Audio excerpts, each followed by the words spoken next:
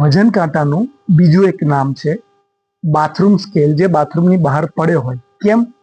આપણે નાહીને બહાર આવીએ, એના ઉપર ઊભા રહીએ અને પછી આગળ આપણો દિવસ નક્કી થાય કે આજે હવે કઈ રીતે ખાવું. 70 કિલો વજન છે અને વજન કાંટા પર 71 બતાવે છે, તો તમે એ જ વખતે જાગી જાઓ તો 72 સુધી ન પહોંચાય ને. પરંતુ ના, આપણે તો જ્યારે આગ લાગે ત્યારે જ કૂવો ખોદવો છે. નવરાત્રિ આવે, ઘરમાં કોઈનું મેરેજ હોય અથવા ફરવા જવું હોય કે મોડર્ન કપડાં પહેરવા હોય એટલે ઉતારો વજન. આની આપણને કોઈ વેલ્યુ નથી, બસ બીજાને બતાવવા માટે વારંવાર ઉતારવું છે. પણ કદી વિચાર્યું છે અંદર શું નુકસાન થાય? એ જે ભૂખ મરી જાય એવા તમે સૂપ પીઓ, જ્યુસ લો કે એવી કોઈ પ્રોડક્ટ લો કે ગોળીઓ લો એટલે તમારી ભૂખ મરી જાય છે, પરંતુ અંદરના જે પાચક રસો છે, એન્ઝાઇમ્સ છે, એની ચેન તૂટી જાય છે. પછી વાળ ઉતરે, ચામડી લટકી જાય અને degenerative process, early ageing process એટલે કે ઘરપણ વહેલું આવે. આમ ન થવા દેવું હોય, વજન કાંટો પોતે જ કહે છે મારું બીજું નામ બાથરૂમ સ્કેલ છે. અને મજાની વસ્તુ છે, વજન કાંટાની શોધ મેડિકલ સાયન્સે નથી કરી, મેડિકલ સાયન્સ એને અપનાવી લીધો છે. ઇન્સ્યોરન્સ કંપનીએ પોતાનો ક્લાયન્ટ મરી જાય ને એને વધારે પેમેન્ટ કરવું પડે, એમાંથી આની શોધ થઈ છે પોતાના બચાવ માટે.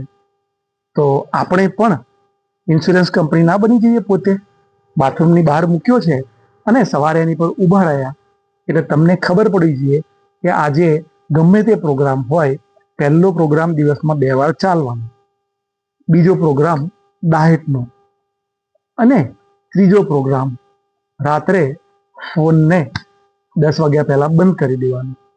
આજનું બેલેન્સ થયું ને, પછી કાલે સવારે ઉપાડો. એ 1 કિલો જે વધારે બતાવે છે એ બની શકે કે 4 અઠવાડિયાની કે 3 અઠવાડિયાની ભૂલોનું ટોટલ હોય. તો બીજા દિવસે 1 કિલો ન ઉતરે તો આખું અઠવાડિયું હું જેટલું બોલ્યો એમાંથી થાય એટલું કરો. 1 કિલો ઉતરી ગયું.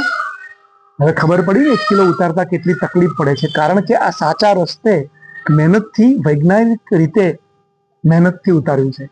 અને શોર્ટકટમાં તમે ભૂખ્યા રહીને કે ગોળીઓ, પાવડર કે શેક લઈને ઉતારો છો, એ મહેનત નથી અને ત્યાં કોઈ વિજ્ઞાન નથી. વિજ્ઞાન હોત તો તમારા વાળ ન ઉતરત, ચામડી ન બગડત ને ફરી વધી ન જાત. શરીરની સાથે જોડાઈ જઈએ અને આપણો BMR, બેઝલ મેટાબોલિક રેટ જેટલો હોય એ પ્રમાણે ખોરાક સેટ કરી દઈએ. સમજો કે મારો BMR 2500 કેલરીનો છે, મતલબ મારા શરીરને રોજ 2500 કેલરીની જરૂર છે. હવે હું 2800 લઉં તો રોજની 300 કેલરી મેં વધારે લીધી. 300 કેલરી મેં વધારે લીધી એટલે 1 મહિનામાં 9000 થઈ, એટલે 1.25 કિલો વજન જેટલી કેલરી મેં અંદર નાખી. તો શું દર મહિને મારું 1.25 કિલો વજન વધશે? ના. કાં તો આ ભાગ ફૂલશે, વજન એનું એ રહેશે, કાં થાક લાગશે, ભૂખ ઓછી લાગશે. શરીર કંઈ દર મહિને 1.25 કિલો દરેકનું વધારતું નથી. એ વોર્નિંગ આપે, તમારી ભૂખ ઓછી કરે એટલે તમે ઓછું ખાઓ. પણ આપણે રોજના ટાઈમ પ્રમાણે ખાઈ જ લઈએ, શરીર થાકી જાય અને પછી તમારે જેમ કરવું એમ તમને કરવા દે, જે દેખાય જ છે. તો ફરીથી નાઈને એક જે પૂજાનું સ્થાન છે એમ આ તમારા શરીર નામના એક પવિત્ર જે ભગવાને આપેલી વસ્તુ છે એના માટેની પૂજાનું સ્થાન છે એમ સમજી અને આવતીકાલથી એ કાંટા પર ઊભા રહેજો. અને ડિસિઝન માટે ઊભા રહ્યા પછી રાહ ન જોતા, કારણ કે આવતીકાલ નહીં પડે અને ઉતારશો વારંવાર 10-20 કિલો તોય વધી જવાનું છે.